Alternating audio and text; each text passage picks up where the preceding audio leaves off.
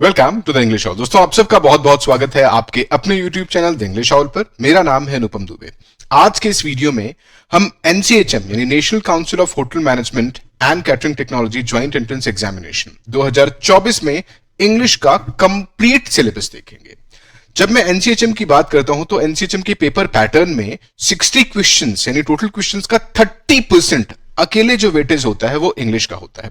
इसका मतलब है कि सबसे इंपॉर्टेंट सेक्शन अगर एनसीएचएम के एग्जाम का माना जाए तो वो इंग्लिश सेक्शन ही है।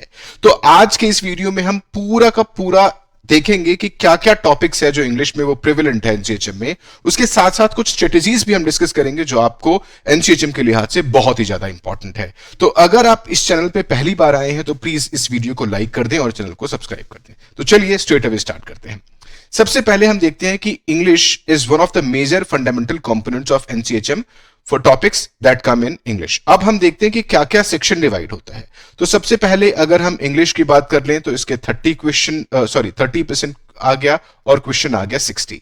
अगर हम क्यूटी की बात करें, एलआर की बात करें और जीके एंड करंट अफेयर्स की बात करें तो ईच का जो कंपोनेंट होगा यानी अगर प्लस करके देखें तो इनका जो कंपोनेंट होता है वो 45% होता है और जो 45% हो गया और टोटल जो क्वेश्चन हो गए इसके ये हो गए 90। और अगर हम सर्विस एप्टीट्यूड की बात करें कि सर्विस एप्टीट्यूड कितना आता है तो इसका वेटेज होता है 25% और टोटल नंबर ऑफ क्वेश्चंस कितने आ गए 50। तो आप ऐसे देख सकते हो 60 प्लस 30 प्लस 30 प्लस 30 और आपका 50, ये टोटल वेटेज होता है। 60 आपका हो गया लैंग्वेज का, 30 हो गया क्वांट्स का, 30 हो गया एलआर का, ये 30 हो गया जीके का और लास्ट का जो ये 50 हो गया ये सर्विस एप्टीट्यूड का होता है। अब हम ये देखते हैं कि इंग्लिश में वो कौन कौन से टॉपिक्स हैं जो पूछे जाते हैं। तो स्टार्ट करते हैं। सबसे पहले हम सेंटेंस पढ़ते हैं, उसके टाइप्स को देखते हैं। कई बार सेंटेंस का कन्वर्जन आ जाता है कि अफर्मेटिव को एक्सक्लेमेटरी में कन्वर्ट करने के लिए बोलेगा या इंट्रोगेटिव को एक्सक्लेमेटरी में कन्वर्ट करने के लिए बोलेगा, तो ये समझना जरूरी है। इसके बाद हम टेंस पढ़ते हैं, फिर हम पार्ट्स ऑफ स्पीच पर आ जाते हैं। नाउन हो गया, प्रोनाउन हो गया, वर्ब है, एडजेक्टिव है, एडवर्ब है, प्रीपोजिशन है, कंजंक्शन है और इंटरजेक्शन है। कई बार लोग इंटरजेक्शन को छोड़ देते हैं बट इंटरजेक्शन भी उतना ही इंपॉर्टेंट एस्पेक्ट है। इसके बाद जब आप ये टॉपिक्स पढ़ लेते हैं फिर हम इसके जो एलिमेंट्री ग्रामर है उसके पोर्शन पर आ जाते हैं, जैसे वॉइस हुआ, आर्टिकल है, नरेशन है, क्वेश्चन टैग है, ये खुद भी प्रोनाउन का पार्ट है। कई बार कंफ्यूजिंग वर्ड्स आ जाते हैं, जैसे आपको कई बार क्वेश्चन पूछ दिया जाता है कि कॉर्ड और इस कॉर्ड में क्या डिफरेंस है, ठीक है। तो ऐसे क्वेश्चन पूछ दिया जाता है जहां पर वो देखना होता है कि वो वर्ड वर्ब है या नाउन है, या अगर वो होमोनिम्स होते हैं यानी उनका साउंड अलग होता है तो उनके अलग अलग यूसेज क्या है, उनकी अलग अलग मीनिंग क्या है। रीडिंग कॉम्प्रिहेंशन, जैसा कि हम जानते हैं कि सबसे इंपॉर्टेंट एस्पेक्ट है, कम से कम 2 या 3 पैसेज तो कंफर्म इससे आते हैं। सेंटेंस अरेंजमेंट यानी आप इसको सेंटेंस को राइट ऑर्डर में अरेंज करना या पैरा कंप्लीशन भी कह सकते हो, ये भी पूछा जाता है। क्लोज टेस्ट क्या होता है कि एक पैसेज गिवन होता है जिसमें 4 या 5 ब्लैंक होते हैं जिसके बारे में आपको बताना होता है। फिर क्लॉजेस यानी एडवर्ब क्लॉज हो गया, नाउन क्लॉज हो गया, वर्ब क्लॉज हो गया, इससे क्वेश्चंस आ जाता है। फिर एलिमेंट्री ग्रामर का एक अलग सेक्शन मैंने यहां पर दे दिया जहां पर एरर करेक्शन आ गया, सेंटेंस इंप्रूवमेंट आ गया और गैप फिलर्स आ गया।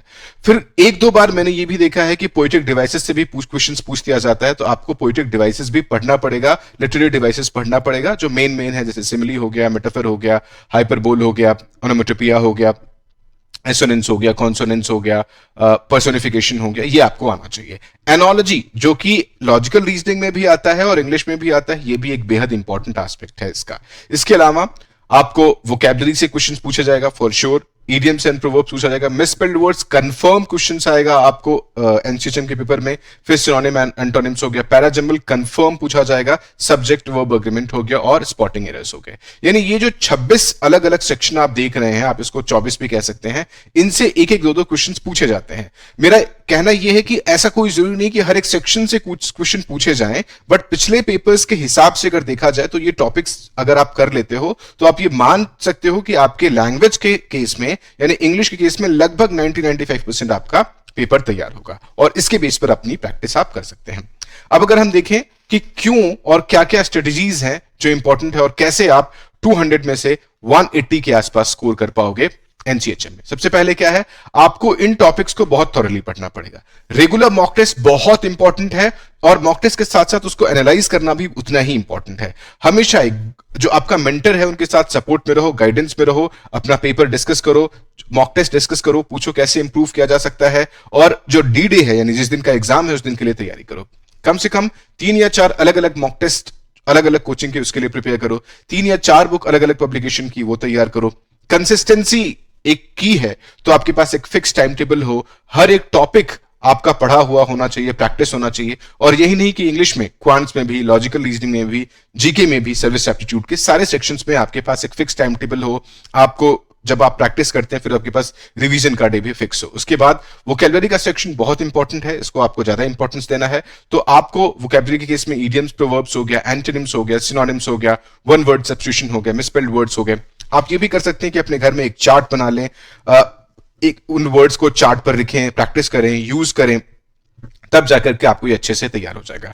कम से कम 100 रीडिंग कॉम्प्रिहेंशन आपका पैसेज पढ़ा होना चाहिए, सॉल्व किया होना चाहिए, न्यूज़पेपर रेगुलर पढ़ना चाहिए, उससे भी आपको काफी हेल्प मिल जाता है। प्रीवियस ईयर क्वेश्चन पेपर से आपको आइडिया लग जाता है कि कौन कौन से कहां से क्वेश्चंस आए हैं, क्वेश्चन की डिफिकल्टी लेवल क्या है, तो इससे बहुत हेल्प मिलती है। इसलिए प्रीवियस ईयर क्वेश्चन पेपर जरूर सॉल्व करें। और मैं हमेशा कहता हूं कि करंट अफेयर्स, खासकर ये जो इंपॉर्टेंट पॉइंट है, करंट अफेयर्स और जीके में आपके अपने स्मॉल नोट्स जो होते हैं वो बहुत मददगार साबित होंगे। तो हमेशा उस केस में आप अपने नोट्स बनाएं, खासकर जीके और करंट अफेयर्स के सेक्शन में। सो ये मैंने इस वीडियो में एनसीएचएम के इंग्लिश के सिलेबस के साथ साथ आपको पूरा प्रिपरेशन स्ट्रेटेजी भी डिस्कस कर लिया है, जो कि इंग्लिश के साथ साथ बाकी सारे जो डोमेन है, जो सारे कंपोनेंट हैं, quants, LR, GK, current affairs और सर्विस एप्टीट्यूड, सबके लिए भी एप्लीकेबल होगा। मुझे उम्मीद है कि ये वीडियो आपको पसंद आई होगी। अगर एनसीएचएम को लेकर के, तैयारी को लेकर के, किसी भी तरह का एनसीएचएम में अगर आप डाउट है तो इसी वीडियो के कमेंट सेक्शन में जाकर के कमेंट करके आप मुझे बताएं कि आपको क्या परेशानी फेस करनी पड़ रही है एनसीएचएम के एग्जाम को लेकर के। मैं जरूर आपके उस कमेंट सेक्शन का रिप्लाई जरूर करूंगा और जैसे भी कैपेसिटी के हिसाब से अपने आपकी मदद जरूर करूंगा। तो अगर ये वीडियो पसंद आई है तो प्लीज इस वीडियो को लाइक जरूर करें, और अगर ये वीडियो कंटेंट पसंद आया है तो चैनल को सब्सक्राइब भी जरूर कर लें। Thank you so much.